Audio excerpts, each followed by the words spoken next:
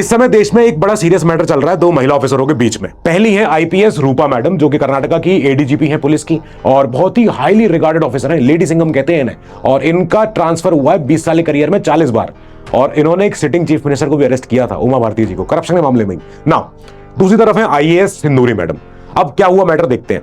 2023 में 3 साल पहले आईपीएस मैम ने फेसबुक पे कुछ लिखा।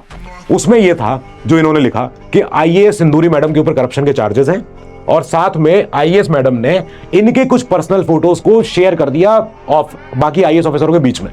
तो ये इन्होंने लिखा फेसबुक पे। जब इनको पता चला ये बात तो इन्होंने एक लीगल नोटिस दे दिया आईपीएस मैम को और बोला कि आपने मानहानि कर दी हमारी और जो है 1 करोड़ का हर्जाना दीजिए आप और सॉरी बोलीजिए। इसके बाद मैम ने कहा कि ये कैसा केस चल रहा है मेरे ऊपर। ये कर्नाटक हाई कोर्ट भी गई। हाई कोर्ट ने कहा नहीं केस चलेगा आपके ऊपर, ये तो बहुत संगीन आरोप लग रहे हैं, ऐसी बात तो इसकी जांच होनी चाहिए। ठीक बात हो गई। इसके बाद केस सुप्रीम कोर्ट तक आ गया।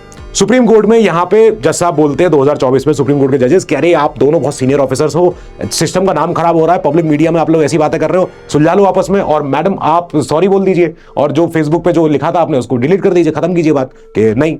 इसके बाद सुप्रीम कोर्ट ने कल जाके बोला फिर से कि अगर आपका ये मैटर खत्म नहीं हो रहा है तो अब हम मध्यस्थता कराने के लिए एक रिटायर्ड सुप्रीम कोर्ट जज को आपके बीच में बिठाएंगे जो कि आपका मैटर पूरा सुनेंगे और फिर इसको सॉल्व कर देंगे। यार इसको एंड करो, बहुत ज्यादा आप लोग दूसरा करियर खराब कर रहे हो, मत करो ऐसे, ठीक है। इसके बाद तो रिजल्ट जब भी आएगा तब आएगा। लेकिन अगर एक highly regarded senior officer IPS madam अपने ही कार्डर में एक ऑफिसर के ऊपर अगर उंगली उठा रही हैं ऑफ करप्शन के चार्जेस को लेके, देन तो इस चार्जेस की तो बात होनी चाहिए। इनके ऊपर चार्जेस ये भी लगे थे कि कुछ 10-12 रुपए के कुछ थैले थे जो इन्होंने 52 रुपए में खरीदे और कर्नाटक सरकार के 7.5-8 करोड़ रुपए उसमें लग गए। तो ये एलिगेशन अलग थे। खैर, करप्शन की बात है तो करप्शन पे तो ऑफिसर्स को एकदम नीतिगत निर्णय लेना चाहिए कि भैया जब तक मेरा नाम क्लियर नहीं होगा तब तक मैं ऑफिशियल काम नहीं करूं। पर हमें देश में पता है कि क्या होता है कि जब ऑफिसर्स पकड़े जाते हैं करप्शन के मामले में 2-4 महीने बाद उनका ट्रांसफर हो जाता है कोई और डिपार्टमेंट, कोई और पोस्टिंग, कुछ भी। तो एक ये भी इशू है। खैर, लेकिन अगर एक सीनियर ऑफिसर का कहना ऐसा है तो फिर तो एक निष्पक्ष जांच तो हो ही जानी चाहिए।